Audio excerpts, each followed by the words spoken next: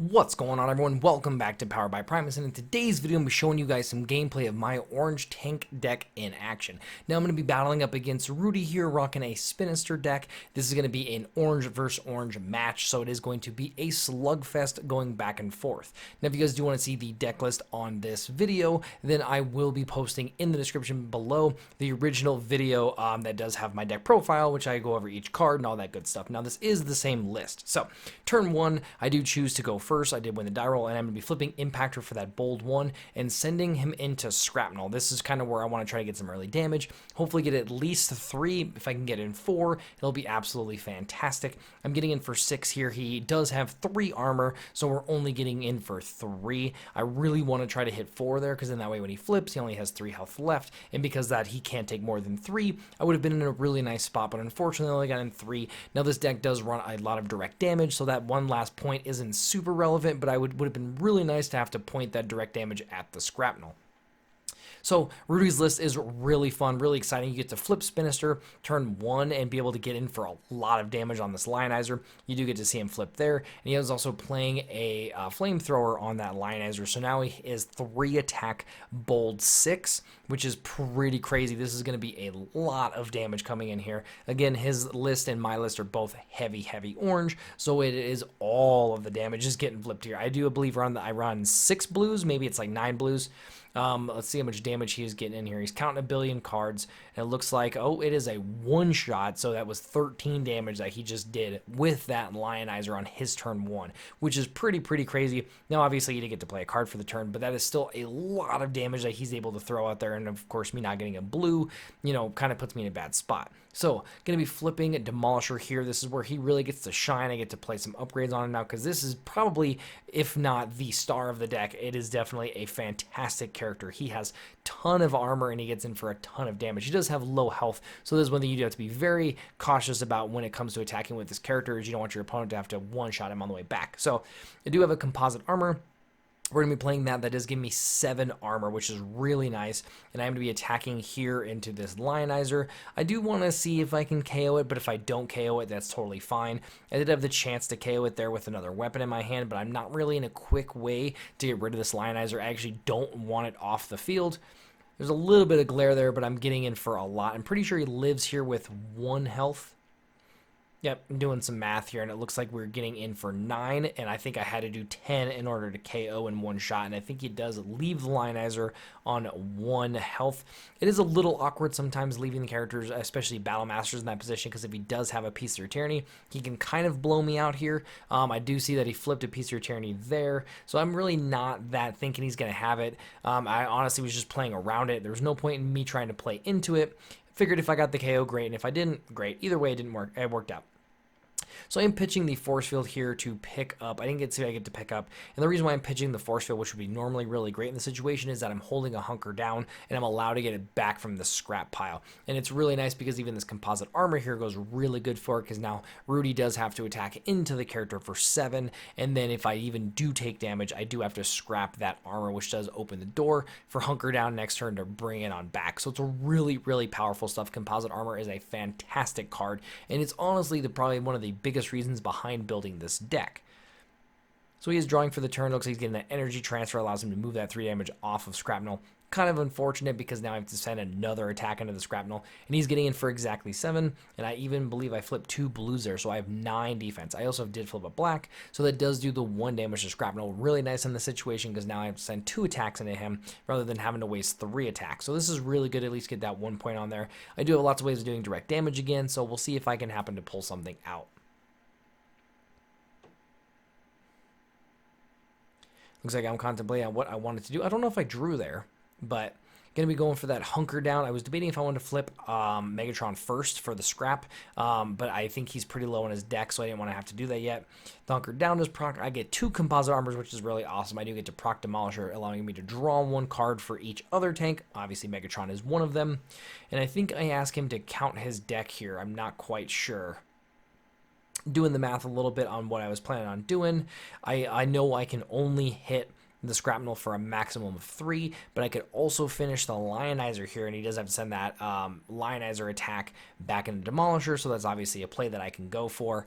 I don't remember what I do choose to go with. I'm pretty sure I play a weapon. Oh, looks like I don't know what I'm doing. So I am looking here through his scrap pile. I'm trying to see how many Peace or Tyrannies he did flip, and it's because it makes me wonder if I need to KO this lionizer now, because if he does have a Peace or Tyranny, he gets to attack me with Spinister, with that really big weapon, and then untapping it to do it again, and it would be actually very, very powerful. So I am a little curious here, and it looks like I'm going all in on it. I am playing that Disruptor Blade, flipping for the turn, and I don't know who I'm attacking. Let's see who I'm going into. I'm pretty sure I'm going into lionizer, but I don't remember. I did flip a black pip as well, so I get to keep my Disruptor Blade, which is really nice. It looks like I'm going into Skrapnel because he is grabbing some other damage counters. So I am sending that into Skrapnel. Now what that does is that puts Skrapnel within the 1 attack range, which is really nice, and I'm really praying that he does not have the Peace through Tyranny here. Does draw for the turn. The one thing that's really nice about this as well is even if he happens to have the Peace through Tyranny, he will have to KO him and then get a really big hit in, which would mean that he's going to have to flip his deck, and that does have to take 7 damage as well, which is a pretty big chunk of change.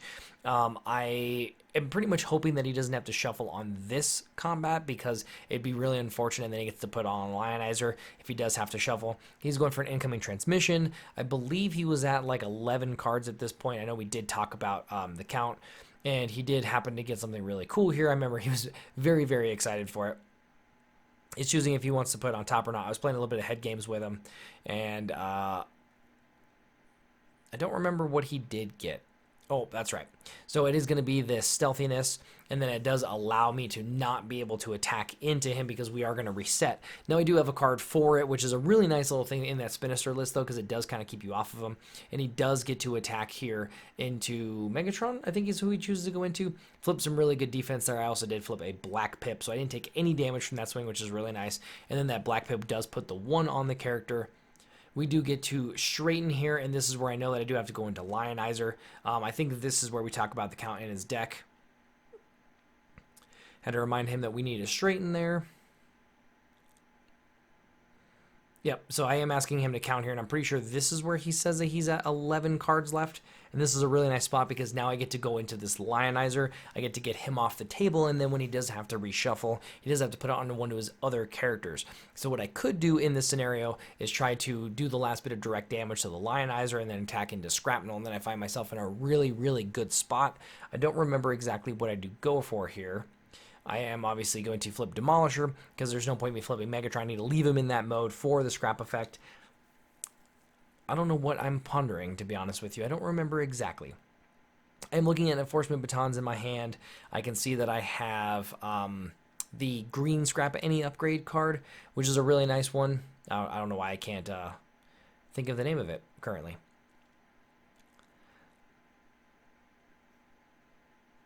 All right.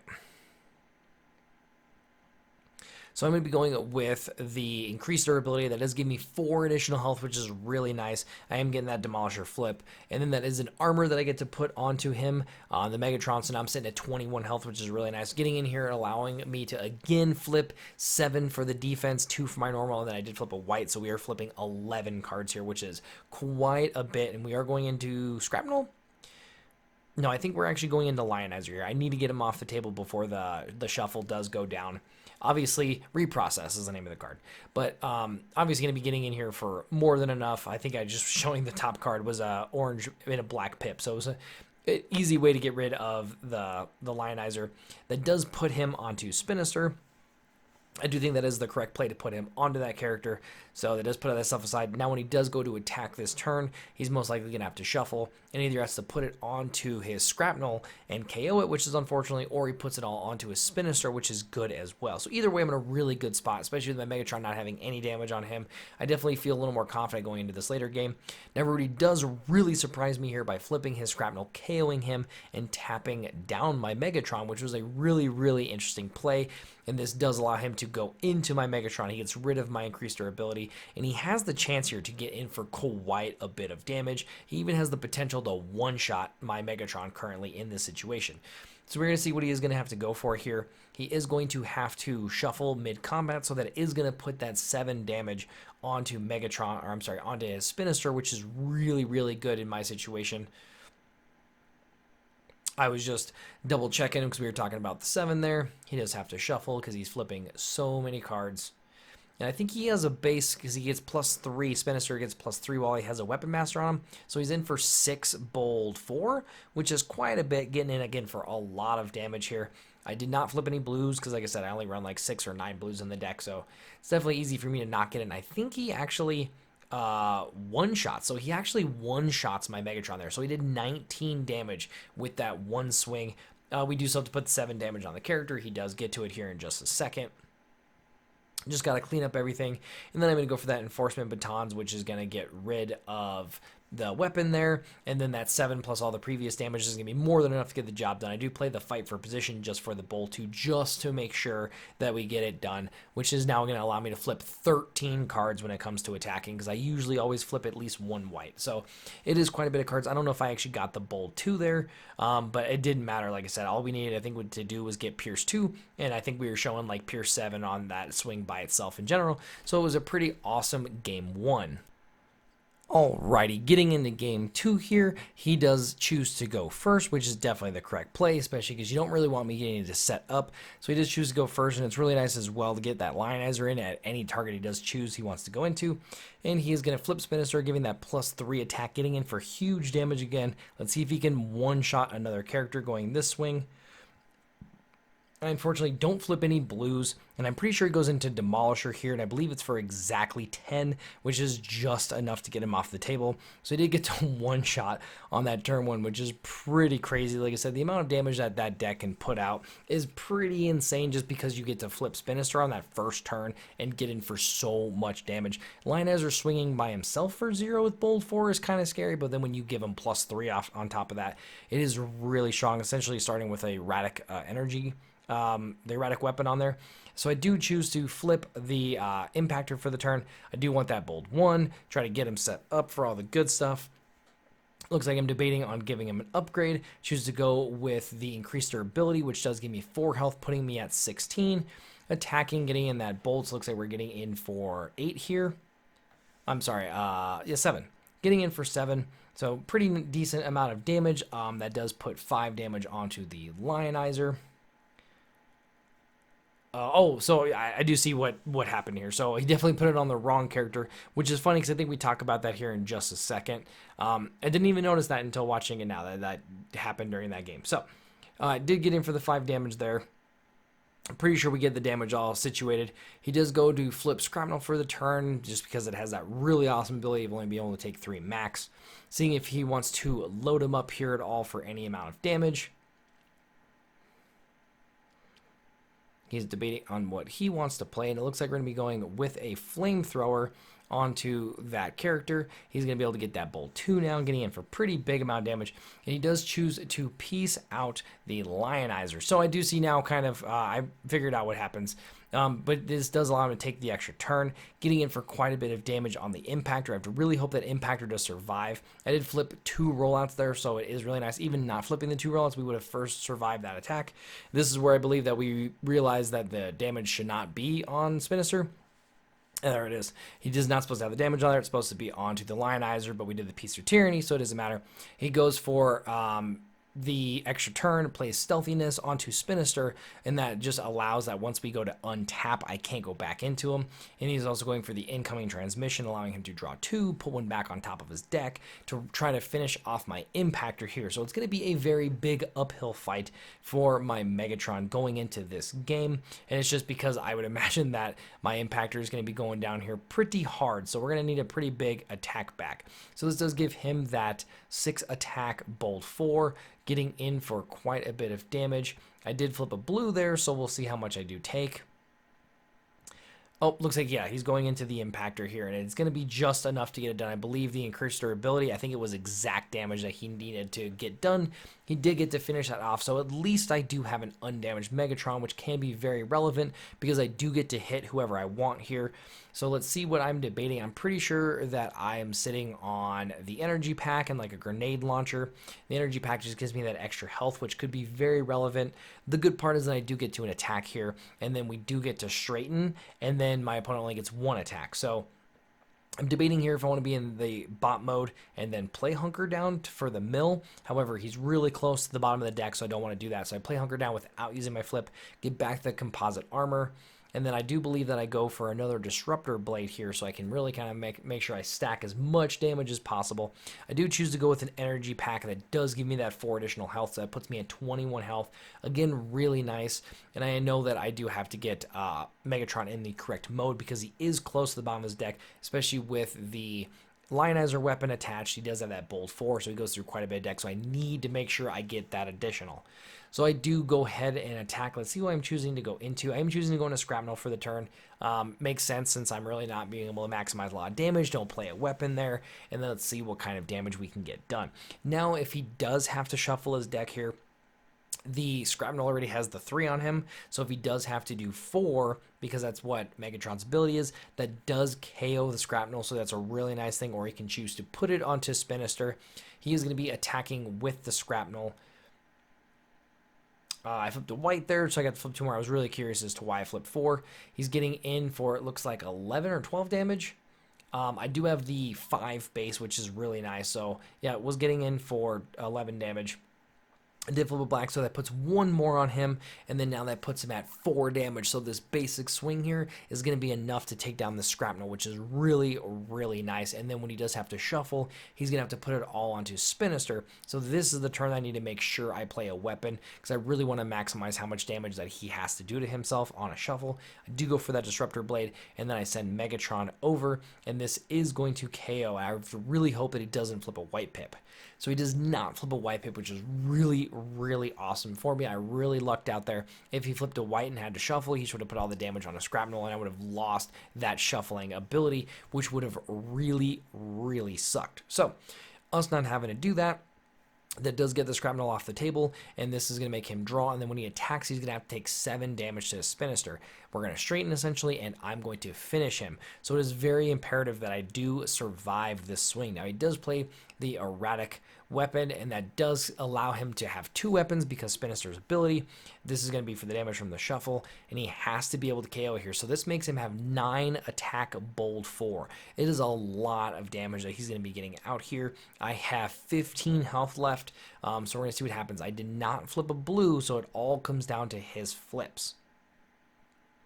Now, he did not flip a white pip, and that actually is going to make a massive difference. We do the math here, and I believe I live with 2 health because of the energy pack. Had it not been for the energy pack, that would have insta-killed me, and we would have been moving on to game 3. However, I do have 2 additional health, which is really, really nice because now we get to straighten, and I have my chance to be able to KO him in response, which I definitely have a lot of power. That 7 that he had to put on him was actually very important, and it really put him within range of me being able to KO him. So we're going to see what I do have to go with here. I'm pretty sure I know that I just have to win this turn. We flip, obviously, for more damage. We should have done making him mill. However, I know I'm going to finish this game out going for the grenade launcher and then going for a calculated strike. So getting in for a base of 12 and then didn't flip any oranges, but that is still a base of 12 getting in. And because the erratic weapon, he doesn't have any armor, so he just straight takes 12 damage. That was a really, really awesome match. You guys get to kind of see the power of the tank deck, really maximizing just how much damage you can put out, how really important Megatron's ability is, and how it can almost insta-win the game when your opponent has to shuffle at a very bad point for them, and then they have to put on a character, and then it's easy to play cleanup with one of your characters after that. I really hope that you guys did enjoy this gameplay. Obviously, if you did, a like would be greatly appreciated. Make sure you guys are subscribed so you guys get access to all of our videos as soon as they become available, and I will catch you guys in the next one.